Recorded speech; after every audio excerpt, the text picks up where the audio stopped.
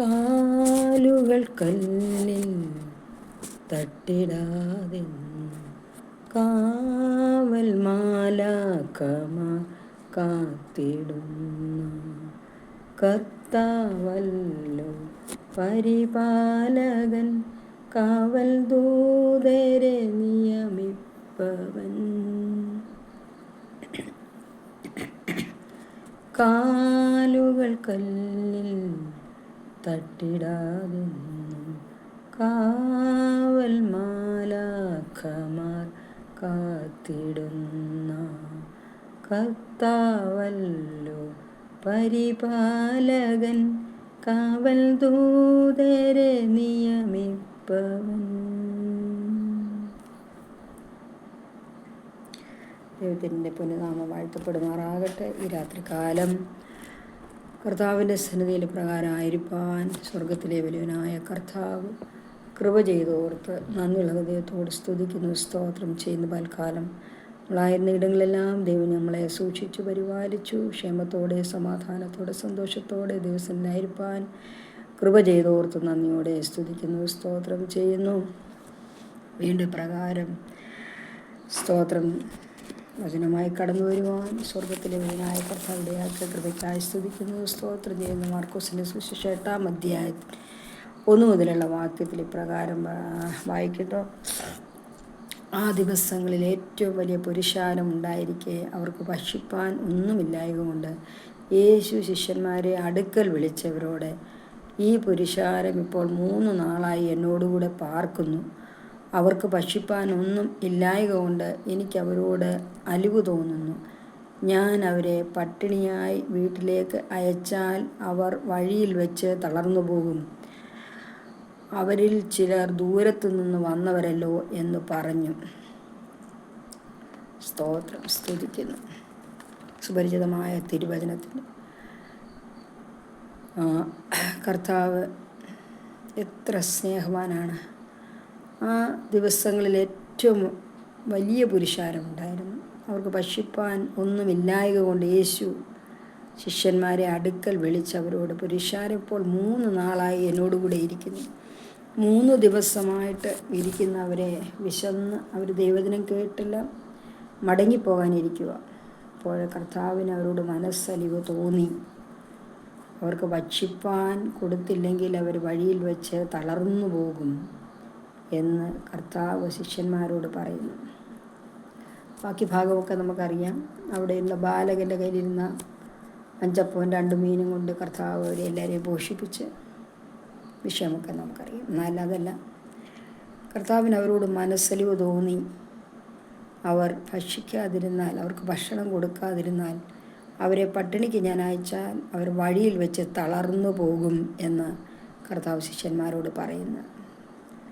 അതാണ് എന്നെ ഏറ്റവും കൂടുതൽ ചിന്തിപ്പിച്ചത്. കർത്താവ് എത്രമാത്രം നമ്മളെക്കുറിച്ച് കർത്താവിന് വിചാരമുണ്ട്. അത്രയും 3 ദിവസം കൂടെ ഇരുന്ന് കഴിഞ്ഞപ്പോൾ അവർക്ക് വിശക്കുന്നു. അതുപോലെ തന്നെ അവരെ ഭക്ഷണമൊന്നും കൊടുക്കാതെ അവരെ പറഞ്ഞയച്ചാൽ അവരെ വിശപ്പ് കൊണ്ട് വഴിയിൽ തളർന്ന് വീഴും എന്ന് ഉള്ള ചിന്ത കർത്താവിന് വന്നു. അവർക്ക് ഭക്ഷിപ്പാൻ കൊടുക്കണം.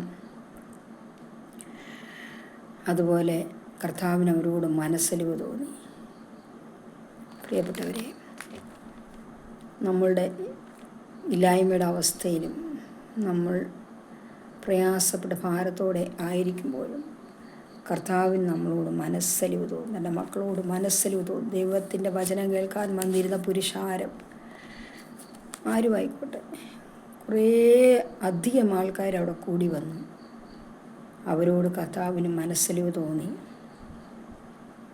അവരെ പട്ടിണിക്ക് പറഞ്ഞു വിട്ടാൽ അവർ വഴിയിൽ വെച്ച് തളർന്നു പോകും. അവരെപ്പറ്റി കർത്താവ് എത്രമാത്രം ചിന്തിക്കുന്നു. നമ്മുടെ കർത്താവ് നമ്മളെ ഓരോരുത്തരെക്കുറിച്ച് വിചാരപ്പെടുന്ന കർത്താവാണ്. നമ്മൾ വിചാരിക്കും നമ്മളെ ഒന്നും കർത്താവ് അറിയുന്നില്ല, നമ്മുടെ പ്രയാസങ്ങൾ കാണുന്നില്ല, കഷ്ടതകൾ കാണുന്നില്ല. എന്നാൽ യേശു കർത്താവ്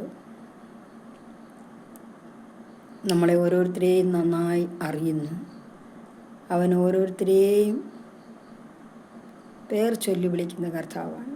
നമ്മുടെ കഷ്ടതയും പ്രയാസങ്ങളും നമ്മൾ ഏതവസ്ഥയിലായിരിക്കുന്നോ അതെല്ലാം നന്നായി അറിയുന്ന ഒരു നല്ല കർത്താവാണ് നമുക്കുള്ളത്. ഈ നല്ല കർത്താവിനെ പിൻപറ്റുവാൻ സ്വർഗത്തിലെ വലുവനായ ദൈവം നമുക്ക് ഭാഗ്യം തന്നോർത്ത് നന്ദിയോടെ സ്തുതിക്കുന്നു, സ്തോത്രം ചെയ്യും. രാത്രികാലം എല്ലാ പ്രിയപ്പെട്ടവരും ഒരുപോലെ അനുഗ്രഹിച്ച് പ്രാർത്ഥിക്കുന്നു. കർത്താവിൻ്റെ വേലയിലായിരിക്കുന്ന പ്രിയപ്പെട്ടവരെ, കുടുംബമായിട്ട് വേല ചെയ്യുന്നവരെല്ലാവരെയും ഇന്ന് രാത്രികാലം ഭദ്രമായി കർത്താവ് സൂക്ഷിക്കുന്ന ഓർത്ത് നന്ദിയോടെ സ്തുതിക്കുന്നു. കുഞ്ഞുങ്ങളൊക്കെ ഈ സ്കൂളിൽ ക്ഷേമത്തോടെ കടന്നുപോയി മടങ്ങി വരുവാൻ ദൈവം സഹായിച്ചു. ജോലിക്ക് കടന്നുപോയവരൊക്കെ ക്ഷേമത്തോടെ മടങ്ങി വന്നു.